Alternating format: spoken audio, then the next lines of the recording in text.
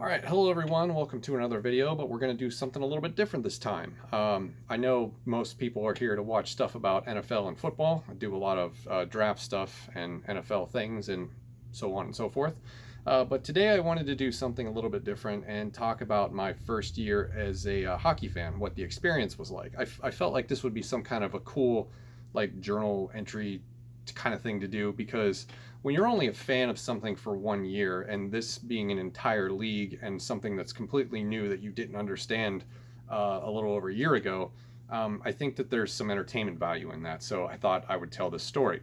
As far as the backstory on how I went about picking the Minnesota Wild to be my favorite team, I'm not going to go over that part because there is a couple videos that if you go to facebook.com/VOR Sports, you can enjoy those. You'll just have to look them up from, I believe they were last summer, so around this time. So if you're interested in finding out how I went about picking the Minnesota Wild to be my team, those are available for you to watch, and you could probably just surmise by looking at the decor behind me. By the way, hello, welcome to my sports corner. Hope you enjoy it. Yeah, I know, you just take a look at the jersey, the college hat up there, and you can sort of get an idea where this came from. But anyway, the hockey playoffs are underway. The Wild have been eliminated. They lost their qualifier to the Vancouver Canucks.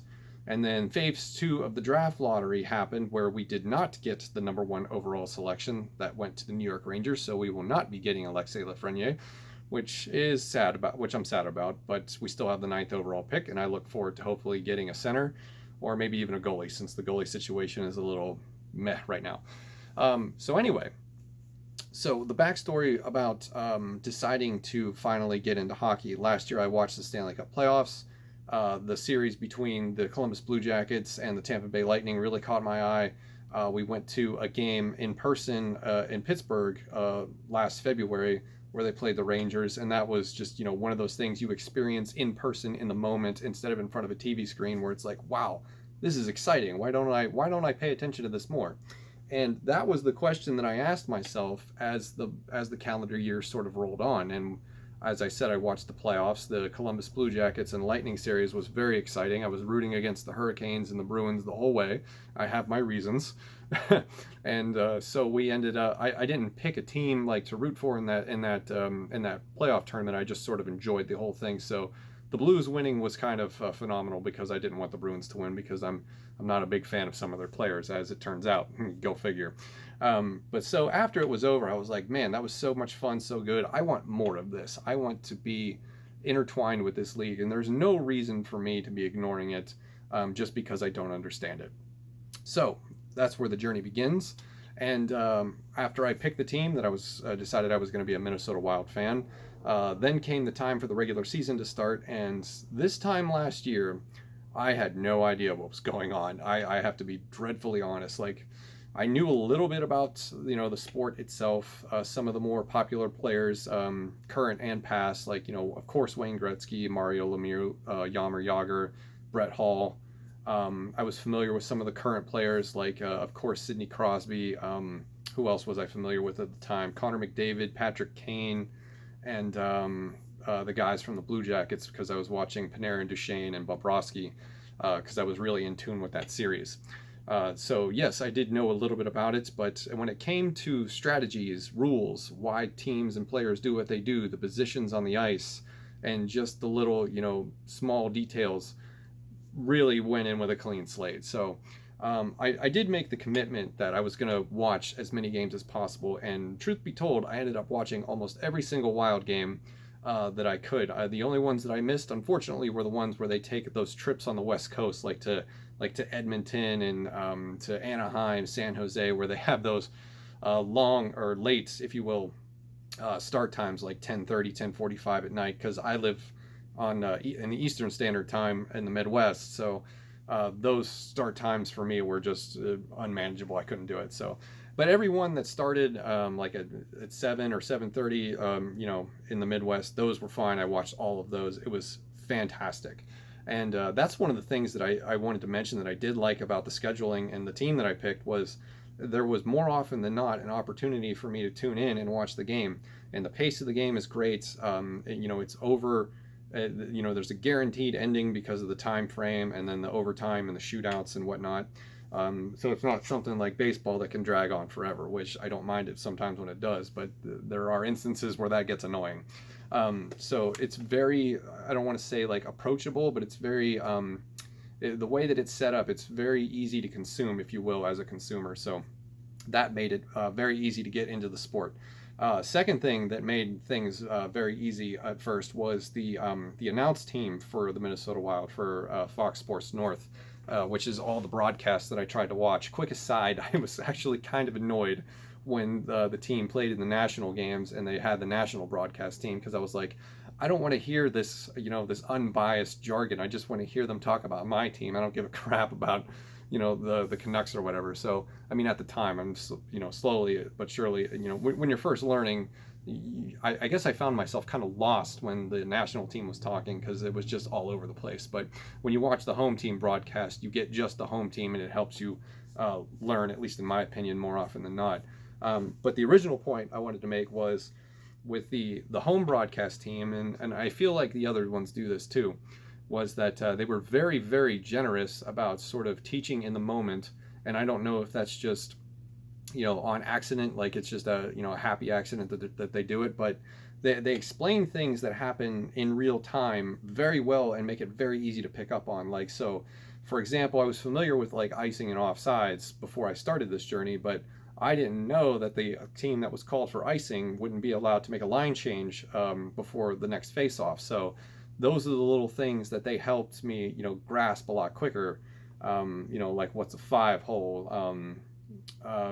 There's other things right now that escape me, but the terminology and the jargon was very easy to pick up because they did a fantastic job of explaining everything in the moment, and when certain situations happen, why a team would strategize this way, why they would do this, why they would pull a goalie. That's another good example. You could pull a goalie when there's a delayed penalty, because the next time the other team touches the puck, the whistle is going to happen, so they don't have an opportunity to score, so you can get a sixth man out there to shoot. So it's just those little things along the way that ended up helping, and so thank you for that. The league makes this very easy to consume, as I said. So as I started off watching the games, I was actually kind of nervous at first because I didn't know much about the team, but they started off pretty terrible. I think their record to open the season was 1-6, and they had some pretty tough road games, if you will. I do remember early on watching the game, one of the first games against Ottawa, where it was just very hard to watch because there wasn't a lot of scoring and the play was kind of sloppy, and it was just one of those situations where you're like, am I watching the Bengals and the Washington football team like scrimmage right now? Because it wasn't very entertaining, but I stuck through with it because I was trying to learn and learn who all the players were, and eventually I did. And sort of a segue to that, like favorite players, I don't know if I have like a favorite player, like, man, I got to go out and buy this guy's jersey like right away, like I am going to stand this guy until the end of time. I don't really think I have one of those yet, even though Kevin Fiala is probably inching close to that mark, because the second half for him was phenomenal. Like, he was just scoring at will. But there's a bunch of guys that I ended up liking along the way, like Carson Soucy, Ryan Donato, Marcus Foligno, Eric Stahl, was Spurgeon. I actually do like a lot of the defensive guys. Ryan Hartman. I guess the only guy that I sort of was like, oh man, why is he on the roster, was Victor Rask, even though he did have some good moments. Nothing against him personally, but just whenever he was on the ice, I was like, oh, here we go. But yeah, like everybody on the team is like really cool, and I was rooting for all of them. So do I have a favorite player on this team? Probably not yet, but I'm sure that'll change over time. What else? So there was that. Probably the couple cool moments of the season was getting to see Alex Stalock do very well. Apparently, as I learned, that he was a hometown product, so getting to see him perform well was pretty cool. Getting to see Kokkonen play, because I had heard a lot about him throughout the season, and then when he got called up after Dubnyk had to be out for a while due to the family issues, and then getting to see him play. I think the first time I got to see him play was against Florida, I want to say. That sounds right. But seeing him getting to see him play was pretty sweet, and I was very excited for that. But unfortunately, it does sound like some of the scouts don't see him as a realistic prospect, if you will. At least from what I've read, I don't really know. That's out of my league right now. So getting to see him play was cool. The Mikko Koivu game-winning shot in the shootout where he did his move, which I didn't learn until after the fact was like his move, like it's his thing. That was pretty cool. His 1000th game, I got to see that. Yeah, it was like and the thing about it is that what's really exciting about the sport is every time you score or every time you give up a goal, it feels monumental because it doesn't, especially with this team this year and the offense that they quote unquote didn't have, every scoring opportunity or every score that goes in feels like a big deal. So every moment, like even in games that were, it's a regular season game that probably doesn't matter, everything felt huge. It was just very exciting. And when the Wild do score at home, I like the song that they play. I forget what it's called right now, but I looked it up on YouTube, and it's one of those. I think it's crowd chant. I think it's called that. But that was very sweet. And that's another point. Like everything felt good. Everything felt right, from the announce team to the team logo, the players on the team. Even the crowd chant. So it was just like a nice little cherry on top, if you will. Just everything felt right. It felt good. Like I had made the correct choice, because I watched other games when the Wild weren't on. Like I watched a Capitals game. I really couldn't tolerate their broadcast team. I wanted to tune out after the first 5 minutes, but I stuck through it. I watched another game. I think the Oilers and the Flames, or no, not the Flames. Oilers and somebody. I watched the game just because I had nothing to do, and that was on. So I watched that. I got through it. No big deal. Wasn't too interested. But everything about the Wild experience. That's a funny saying. Everything about the Minnesota Wild experience felt good and right. And while we didn't win the Stanley Cup this year, even though I had zero expectations going into this, I'm hooked. I am ready to go. So I'm already ready for this next season. And the fact that there are no more Wild games right now is kind of depressing. So, because while I will be watching the Stanley Cup playoffs and probably picking a team to root for, at this moment I don't know who. Maybe Calgary or somebody from the West. There's a lot of teams in it right now that I don't want to win, like Boston, Colorado, Carolina. So, got to root for somebody other than them. But so that is sort of where we're at least where I'm at in my experience as a first-year hockey fan. So we're going to be entering year 2. We have the draft coming up, which I'll be watching, and I believe that's in October sometime. That got postponed. So I look forward to the next season for the Minnesota Wild. So thank you, hockey fans, for being very welcoming. Thank you to the league for being very welcoming. Hockey fans, especially online and in real life, very welcoming to the sport. That is something you don't see a lot of, especially on the internet, being that accepting of new blood, if you will.